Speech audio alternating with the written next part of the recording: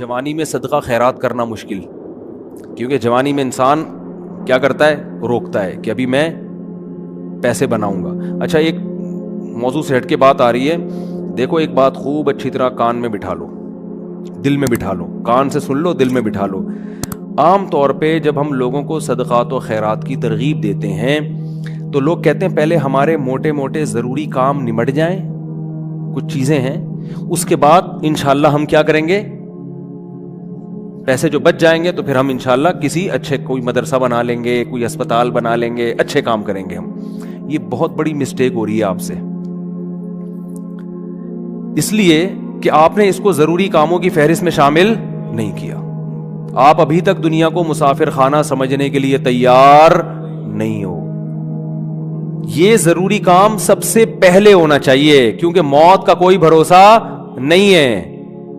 اور آخرت کے لیے صدقہ جاریہ کہ آپ کا کوئی ایسا اکاؤنٹ کھل جائے جو آخرت میں آپ کے کام آئے. کوئی ہسپتال بنا دیا، کوئی مدرسہ بنا دیا، کوئی کنواں کھدوا دیا، یتیم خانہ بنوا دیا، یا یتیم خانے کے ساتھ تعاون کر دیا، یا کسی گھر کو پراپر بیس پر آپ نے کوئی بھی جو وہ تو بہت سارے مصارف ہیں نا. تو میں نے لاکھوں پتی لوگوں کو بھی دیکھا ہے کہ بھائی اللہ نے آپ نے ولیمے پہ 6 لاکھ روپے اڑا دیے، اور یار 8-10 لاکھ کا کوئی ادارہ بنا دو، یا کسی مدرسے میں کوئی ڈسپینسری بنا دو، یا کوئی اچھی فالتو نہ اڑاؤ جا کے کوئی بھی مانگ رہا ہے پکڑا دیے. یہ بھی بہت بڑی مصیبت ہے لوگوں کے ساتھ. اب جیسے وہ عرب کا جو شیخ ہے نا، جو اس بھکاری اس کے ماں باپ کو دعائیں دے رہا تھا اور یہ پیسے دے رہا تھا، تو میں اس عرب کے پاس ہوتا، میں کہتا آپ صدقہ کریں مگر ایسے ہی نہیں کسی کو پکڑانا شروع کر دیں، کیونکہ اس سے جو مستحق ہوتے ہیں ان کا حق مارا جاتا ہے. آپ یہ دیکھیں کہ یہ واقعی مستحق بھی ہے یا نہیں ہے، ورنہ وہ کوئی بھی دعائیں دے کے پیسے نکالنا شروع کرے گا. نکال، ٹھیک ہے، اس کا جذبہ اچھا تھا، اللہ کرے اس کے ماں باپ کی مغفرت ہو گئی ہو، لیکن اصول جو شریعت نے بتایا ہے کہ پیسہ اللہ کی بہت بڑی نعمت ہے اور نعمت کو ضائع کرنے کی اجازت نہیں ہے. بہت سوچ سمجھ کے آپ نے خرچ کرنا ہے کہ مخلوق کو فائدہ زیادہ سے زیادہ ہو. کم سے کم انویسٹمنٹ میں زیادہ سے زیادہ فائدہ کیسے ہو سکتا ہے، پھر اس میں زیادہ انویسٹمنٹ کرو. جیسے دنیا کے بزنس کا اصول ہے نا کہ انویسٹمنٹ کوشش ہو کم سے کم اور پروفٹ زیادہ سے زیادہ. ایسا تھوڑی کہ کوئی بھی کاروبار کے لیے 1 کروڑ مانگ رہا ہے، آپ نے کہا پکڑا دیا، چل دیکھا جائے گا کتنا پروفٹ آ رہا ہے. تو بھائی جو دنیا کی تجارت کا اصول ہے وہی اصول آخرت کا. تو آخرت کا اصول یہ ہے کہ جو 2 چیزیں اس میں فوکس کرنی ہے. انسانیت کی خدمت زیادہ سے زیادہ کس کام میں ہے. بعض کام ایسے انسانیت کی خدمت بہت ہے مگر ان کے اثرات زیادہ عرصے نہیں رہتے، پھر بھی یہ کام کرنا ہے، کیونکہ اس میں خدمت کیا ہے، جیسے بھوکے کو کھانا کھلانا. اب ایک آدمی کے پاس کھانے کے پیسے نہیں، علاج کے پیسے نہیں، وہ تو مر جائے گا بیچارہ. بھوک کی تکلیف کون برداشت کر سکتا ہے. تو بھوکے کو کھانا کھلانا یہ بظاہر صدقہ جاریہ تو نہیں ہے، کیونکہ یہ زیادہ ٹائم تک چلے گا نہیں نا. کھانا کھا لیا، پیڑ بھر گیا، بس ختم. لیکن یہ خدمت بہت بڑی ہے، تو اس کو بھی فوکس کرنا ہے.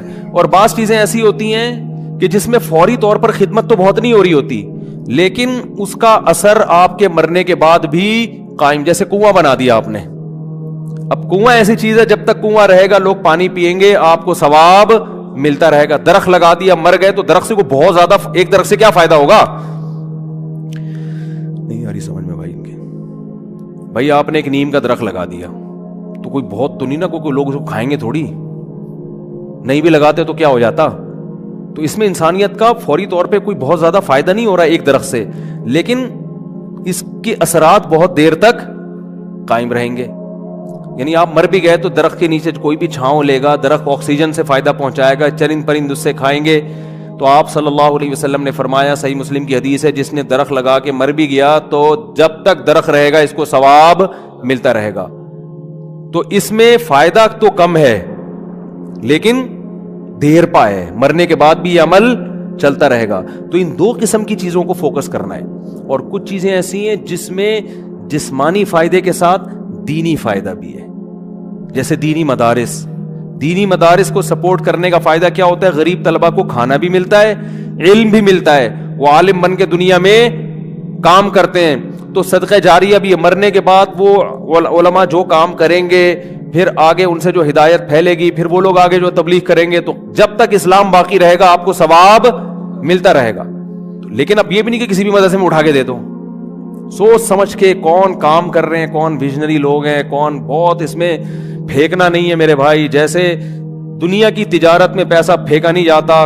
بہت سوچ سمجھ کے کوئی بھی آپ کے پاس آئے بولے 1 لاکھ روپے دو, میں پیسے کما کے آپ کو ہر مہینے 6,000 روپے دیا کروں گا, آپ پکڑا دو گے؟ ہیں انکوائری کرو گے بھائی 1 لاکھ کہاں, کون سا کاروبار آ گیا جس میں 1 لاکھ پہ آپ مجھے 10,000 دو گے یا 6,000 دو گے؟ وہ بتائے گا یہ ہے, اچھا مجھے دکان دکھاؤ چل کے. پھر جب آپ کو دکان دکھائے گا تو آپ کہو گے جب 1 لاکھ پہ آپ 6,000 کما سکتے ہو تو اپنے ہی لگا لو. ہیں کیا خیال ہے بھائی؟ میرے والد صاحب نے کہا تھا جو بھی آئے نا پیسے مانگنے اور کہے کہ اس انویسٹمنٹ میں اتنا پروفٹ ہے, اتنا پروفٹ ہے, آدھا تمہیں دوں گا آدھا خود رکھوں گا, تو اس سے پہلے پوچھو کہ تمہارے پاس کتنے پیسے ہیں, وہ بتائے اتنے, تو پھر پورے اپنے کیوں نہیں لگا لیتے, اس میں پورا پروفٹ خود رکھو. کیا خیال ہے بھائی؟ ہاں وہ غریب آدمی ہو تو ایک الگ بات ہے, اور اللہ کا شکر ہے مجھے اس کا فائدہ ہوا. 1 دفعہ ہوا, دوسری دفعہ والد صاحب کی نصیحت پہ عمل نہیں کیا تو سارے پیسے ہی الحمدللہ سارے ہی ڈوب گئے تھے. ٹھیک ہے. 1 دفعہ فائدہ بھی ہوا.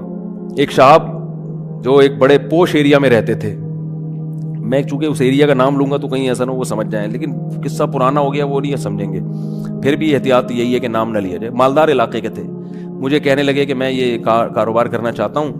اچھا اس ایسے ایریا میں رہتے تھے کہ مجھے پتا تھا اتنے پیسے تو ان کے پاس ہوں گے ورنہ اس ایریا میں رہ نہیں سکتا آدمی.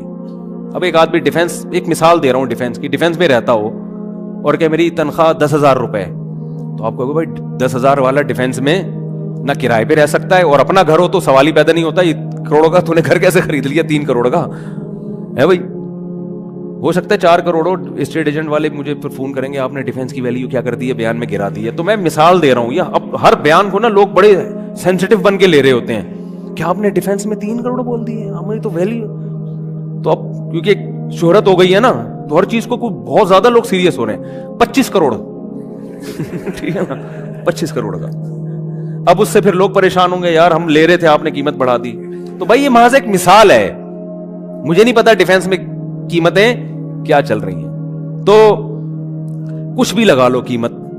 تو آپ نے کیا کیا, بات کیا چل رہی تھی, ہاں بندہ میرے پاس آیا, رہتا پوش ایریا میں, مالدار علاقے میں, مجھے کہنے لگا آپ مجھے پیسے دو میں یہ چیز خرید کے بیچوں گا, آدھا پروفٹ آپ کا آدھا میرا. تو مجھے ابا کی بات یاد آ گئی. میں نے کہا جو اتنے انویسٹمنٹ آپ مجھ سے کروا رہے ہو تو یہ چیز آپ خود خرید کے بیچ دو پورے پیسوں کی, پورا پروفٹ آپ کا, مجھے آدھا کیوں دے رہے ہو؟ انویسٹمنٹ جو مجھ سے کروا رہا ہے اور آدھا پروفٹ دے رہا ہے, اس کا مطلب وہ رسک لینے کے لیے تیار نہیں ہے. بولے ڈوبیں تو اس کے ڈوبیں, اس کا مطلب آپ کو خود پتا ہے کہ یقینی پروفٹ نہیں ہے. سمجھتے ہو کہ نہیں سمجھتے؟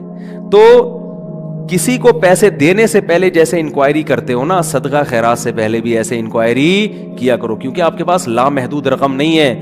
غیر مستحق کو دینے کا سب سے بڑا نقصان یہ کہ مستحق لوگ رہ جاتے ہیں.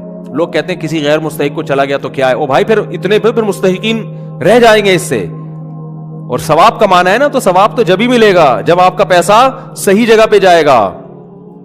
جو غیر مستحق ہو اس کو ہدیہ دے دیا کرو بھائی دوستی یاری میں, کہ چل یار گفٹ ہے. بات آ رہی ہے سمجھ میں؟ تو یہ میں اہم پوائنٹ کی بات بتا رہا ہوں کہ 2 جگہ خرچ کرنا ہے, ضرورت اور دوسرا جس کا اثر دیر پاؤ. تو صدقہ جاریہ بھی اچھی چیز ہے, اور انسانیت کی ضرورت پوری کرنا. آپ کہہ سکتے ہیں یار ایک بھوکے کو کھانا کھلا دیا پیٹ بھر گیا تو وہ تو بس ایک ثواب مخصوص مل گیا تو اب تو ختم نا, صدقہ جاریہ تو قیامت تک رہتا ہے. یہ اس لیے بتا رہا ہوں کہ ہم بعض دفعہ لوگوں کو بتاتے ہیں کہ یار یہ دیکھو یہ غریب ہے, اس کو بیوہ ہے, اس کے گھر میں راشن ڈال دو, کہہ رہے ہیں نہیں ہم تو صدقہ جاریہ چاہتے ہیں. تو یاد رکھو صدقہ جاریہ کے اپنے فضائل ہیں کہ وہ چلتا رہے گا آپ کا, لیکن بھوکے کو کھانا کھلانے کے, اس کی ضرورت پوری کرنے کے اپنے, وہ ثواب تھوڑا ہے لیکن وزنی بہت ہے. وزنی کیسے؟ حدیث میں آتا ہے قیامت کے دن اللہ اعلان کریں گے, جب میدان حشر ہوگا نا, بہت سختی کا دن ہوگا, تو اللہ اعلان کریں گے کہاں ہیں وہ لوگ کہ جب میں بھوکا تھا تو انہوں نے مجھے کھانا کھلایا, میں پیاسا تھا تو انہوں نے مجھے پانی پلایا, آج ان بھوکوں کو میں کھلاؤں گا کیونکہ انہوں نے مجھے کھلایا تھا. جیسے ہوتا ہے نا, آپ کو بھوک لگ رہی تھی, کسی نے آپ کا اکرام کیا, تو اب آپ کو کہیں وہ بھوکا نظر آئے تو آپ سب سے پہلے اس کو کھلاؤ گے نا. یار میں ٹی وی میں آ رہا ہوں کیا ہیں, تھک گئے ہیں تو بیان ختم کر دیتا ہوں, بس ویسے ہی بھی ختم ہونے والا ہے.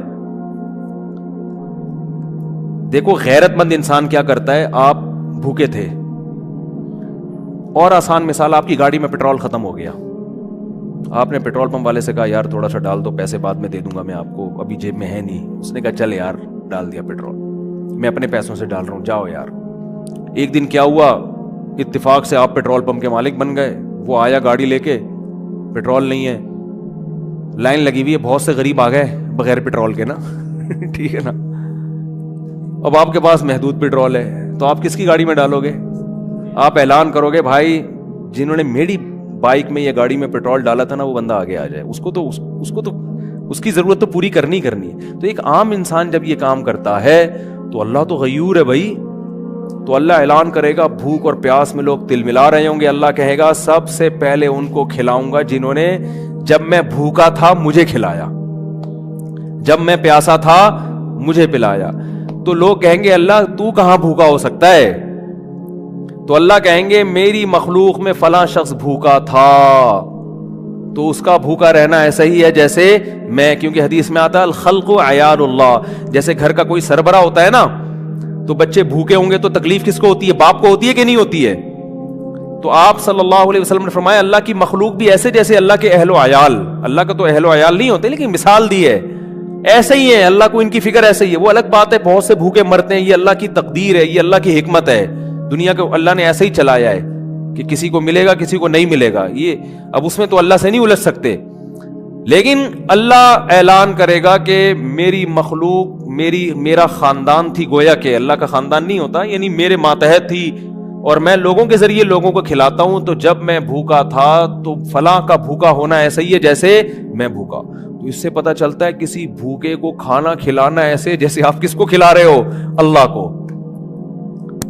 تو اگرچہ یہ صدقہ جاریہ نہیں ہے لیکن بھائی ایک نیکی ہے, لیکن یہ وزنی بہت زیادہ ہے. تو ان دونوں مدوں میں خرچ کیا کرو. کرو گے کب؟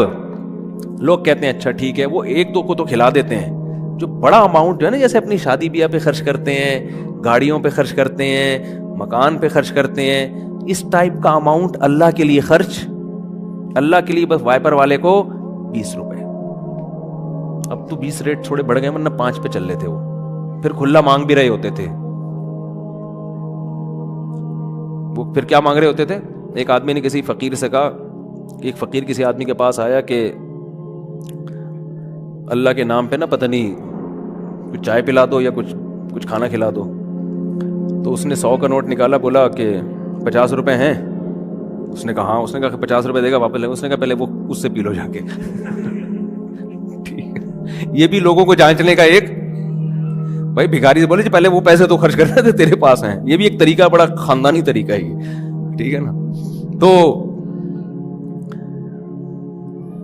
کیا بات کر رہے تھے یار, اصل میں آج میں اتنا صبح سے گھوم رہا ہوں نا, آج میں 1 منٹ کے لیے نہیں بیٹھا ہوں. صبح سے یہ کام وہ کام, ادھر ملاقات, ادھر جاؤ, فلاں ملتان سے آئے, فلاں کھانے وال سے آئے, فلاں جماعت آئی ہوئی ہے, فلاں یہ ہو رہا ہے.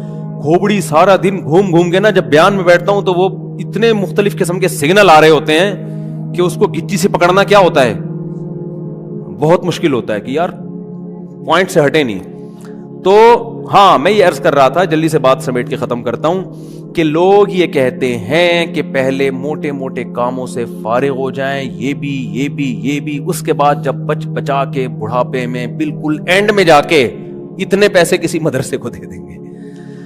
نبی صلی اللہ علیہ وسلم نے فرمایا انسان ساری زندگی, حدیث کا مفہوم ہے, مال جمع کر کے رکھتا ہے اور کہتا ہے کل خرچ کروں گا, کل خرچ کروں گا, کل خرچ کروں. پھر جب بڑھاپا آتا ہے کہتا ہے یہ فلاں کے لیے اور یہ فلاں کے لیے. فرمایا وقت کان علی فلان, اب تو وارثوں کا حق اس پہ ہو گیا. اب تو وارث کہیں گے ابا ہمیں محروم کرنے کے لیے, اپنی تو ساری عیاشی ابا نے کر لی.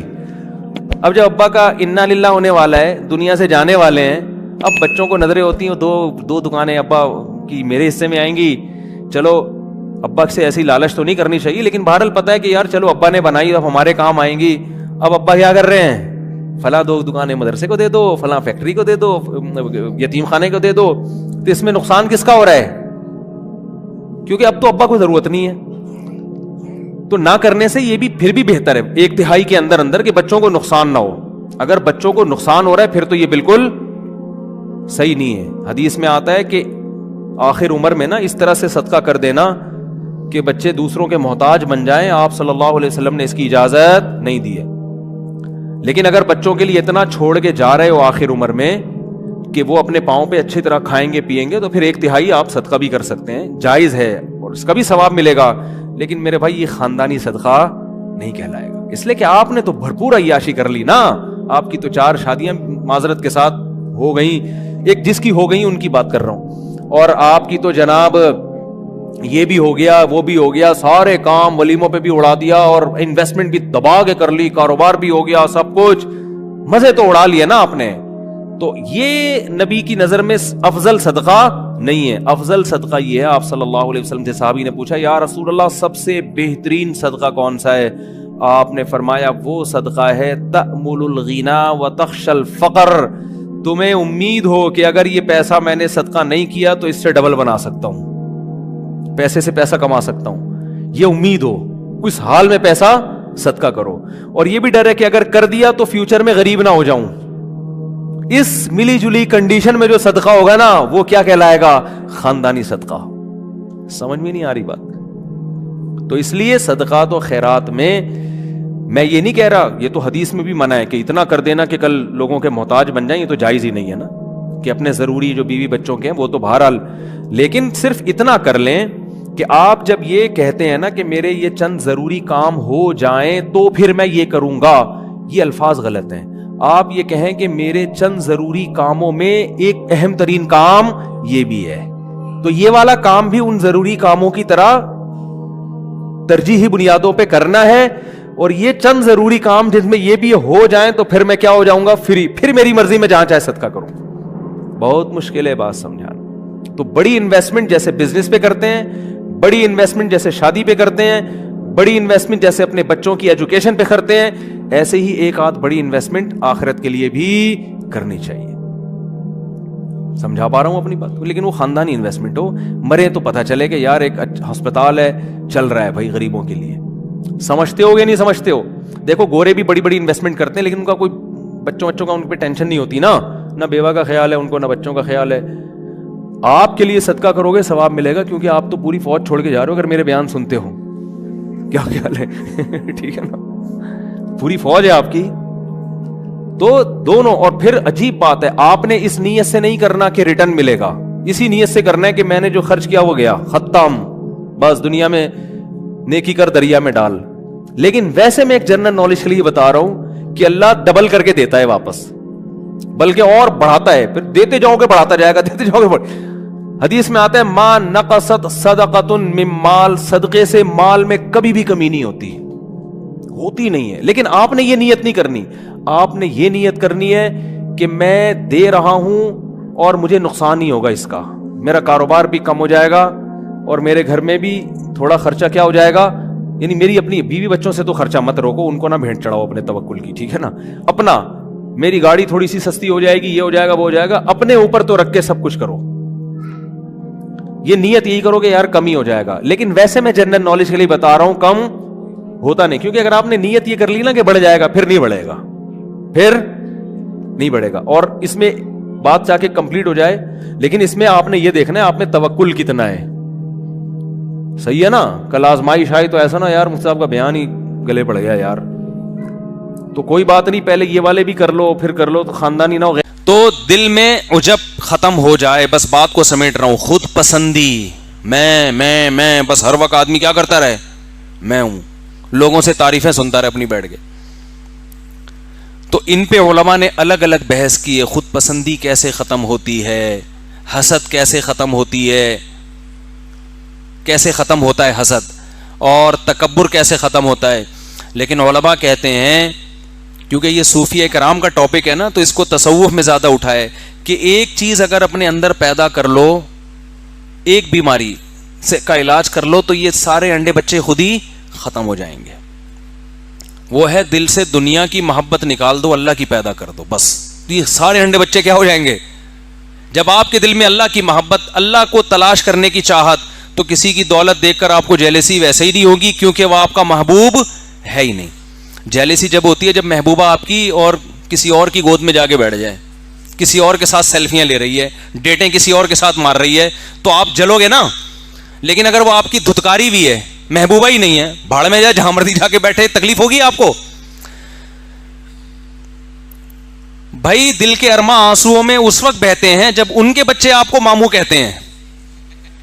ہر ایک کے بچے آپ کو ماموں کہیں, اس سے آپ کو تکلیف نہیں ہوتی. جب ان کے بچے آپ کو ماموں جس سے آپ کی سیٹنگ تھی, سیٹنگ آپ کی تھی, شادی اس کی کہیں اور ہو گئی, ایک دھچکا لگا یار یہ کیا ہو گیا, میری نہیں ہوئی. پہلا دھچکا یہ کہ میری نہیں ہوئی, ریجیکٹ, اس پہ غم ہوتا ہے اس کے ابا نے انکار کر دیا. پھر جب اطلاع ملتی ہے کہیں اور منگنی ہو گئی ہے, دوسرا دھچکا لگتا ہے کہ نہیں لگتا. پھر جس دن بارات آتی ہے اور دلہن رخصت ہو کے جاتی ہے, ایک اور دھچکا لگتا ہے, بے اب تو نکاح بھی ہو گیا, رخصتی بھی ہو گئی. پھر جب اطلاع ملتی ہے بچہ ہو گیا, کیسا جلے گا کہ نہیں جلے گا. اور جب بچہ بڑا ہو کر آپ کو بولے گا ماموں, ہے بھائی کہ کمبخت ساتھ غیروں کے میری قبر پہ آتے کیوں ہو, تم جلاتے نہیں مجھ کو تو جلاتے کیوں ہو. جلانے کا مطلب زندگی دینا. شاعر جو ہے نا محبوبہ کے غم میں مر گیا, قبر میں چلا گیا, محبوبہ قبر پہ زیارت کے لیے آ رہی ہے, آئی بھی اپنے بھائی کے ساتھ. تو وہ کہتا ہے کمبخت تو مجھے زندگی نہیں دے سکتی, جلا نہیں سکتی, تو کسی اور کے ساتھ آ کے